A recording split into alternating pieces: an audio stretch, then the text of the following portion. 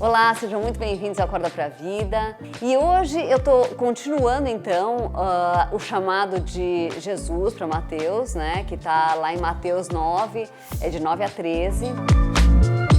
Curtam, compartilhem, comentem, se inscrevam no nosso canal. E a gente viu então os 3 primeiros versículos, né, no qual então Mateus estava lá trabalhando, ele era um agente aduaneiro, né, e ele foi chamado por Jesus. Esse cargo, né, de ser um cobrador de impostos, né, é um cargo que era muito desprezado, era um cargo de gente muito corrupta, então ele era muito mal visto, ele vivia, né, as pessoas que se dispunham a ter esse cargo, elas viviam à margem da sociedade, todo mundo achava assim que elas eram a escória. E então Jesus chama Mateus, e Mateus faz, então, um jantar para ele, né, para Jesus, e ele chama os amigos dele, né, Mateus chama quem ele conhecia, que eram os melhores amigos, provavelmente, que eram outros cobradores de impostos, que também viviam marginalizados, e daí outras pessoas de má fama, né, que provavelmente eram prostitutas, pessoas que realmente viviam bem à margem da sociedade. E então, quando ele está lá no jantar, né, na casa de Mateus, passam os fariseus, né, que eram então a elite religiosa, a elite intelectual e até financeira, né? E eles passam lá, acho que a porta devia estar aberta, eles passam, eles olham para Jesus que estava lá dentro, né, e falam: escuta, e o mestre de vocês que está aí comendo com esse bando de gente de má fama, né? Eles estavam lá julgando. E o que eu tenho de mensagem para vocês, já desses 3 versículos, é que a gente deve se cuidar muito, porque é muito fácil a gente estar no lugar dos fariseus, é muito fácil a gente achar que a gente está acima do bem e do mal, né? O farisaísmo, ele começou da seguinte maneira: eram pessoas, né, que realmente queriam muito servir a Deus, cumprir com a palavra de Deus. Eram pessoas assim que eles se juntaram e falaram: olha, pessoal, vamos fazer aqui uma turma de pessoas que realmente estejam dispostas a seguir a Deus, a fazer tudo certinho. E é interessante porque é assim que começam vários movimentos, né, de seguir a Deus. Muitas vezes é assim que começa uma igreja, é assim que começa a tua vida, né, com Jesus, a tua vida de realmente ter uma vontade de seguir a Deus. E acontece que nós temos, por instinto, a gente tem assim, a gente prioriza a praticidade, né? Sem que a gente perceba, a gente, ao invés de querer agir em amor, porque ninguém quer agir em amor, né? O agir em amor, ele é, em primeiro lugar, né? O amor, ele é sacrificial. Então, você ter que fazer sacrifício é uma coisa que ninguém quer. E é isso que vem em primeiro lugar para Deus. Mas muitas vezes a gente cria várias regrinhas na nossa cabeça, né? Ou várias regrinhas que já vêm prontinhas da sua igreja, que então você não pode isso, não pode aquilo, não pode aquele outro. E daí o que eu observo muito, né, que quanto mais as pessoas têm regras e regras e regras e regras, na hora de elas terem que de fato agir em amor, de fato fazer alguma coisa por alguém, de fato se sacrificar por alguém, elas não querem.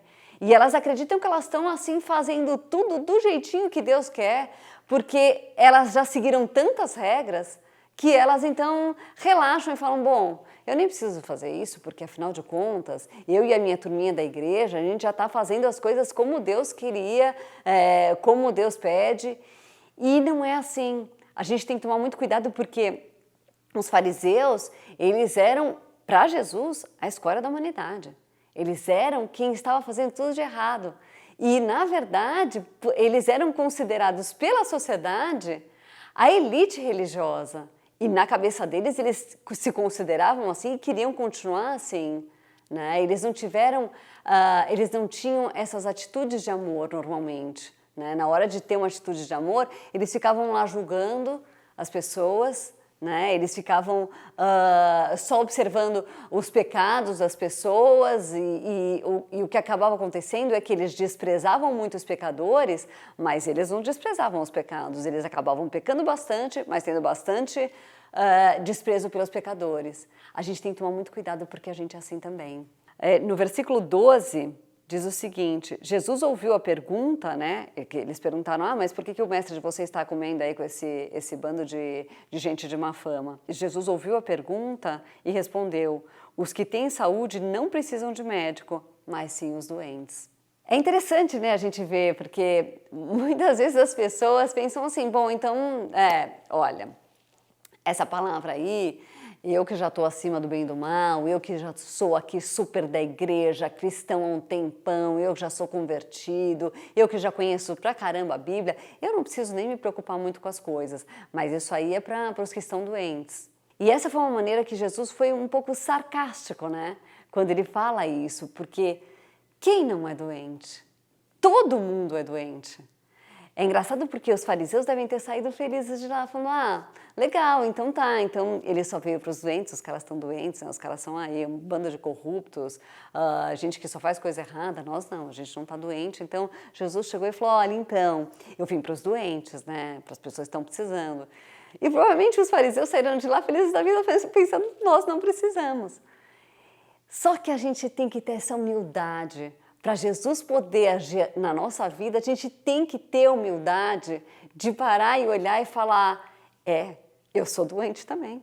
A gente tem que saber que nós somos doentes iguais a todo mundo, que a gente peca sim, entendeu? Que a gente também, por mais que a gente conheça a palavra, por mais que a gente tenha alguns hábitos e por mais que a nossa vida já tenha melhorado muito e que tem muitos pecados que a gente deixou para trás, a gente tem que admitir e tem que ter humildade de saber que sim, nós somos doentes, a gente precisa de Jesus. Só Jesus pode nos salvar, a gente precisa do Espírito Santo na nossa vida, a gente precisa pedir diariamente, Espírito Santo age na minha vida, para que eu não caia em tentação.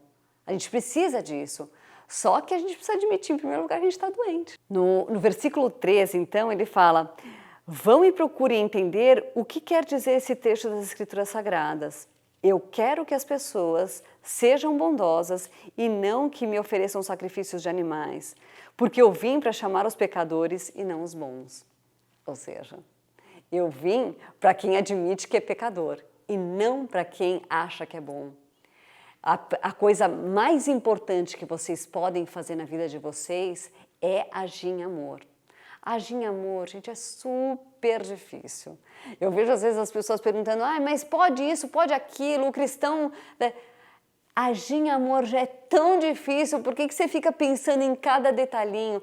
Haja em amor em primeiro lugar na sua vida, tenha isso como uma prioridade na vida, em se sacrificar pelo outro, em fazer pelo outro, em agir em amor, porque não é fácil. Né? E se a gente fica com essa coisa de ficar pensando que a gente já está bem, não, saiba, você não está bem, você também é doente, você também é pecador.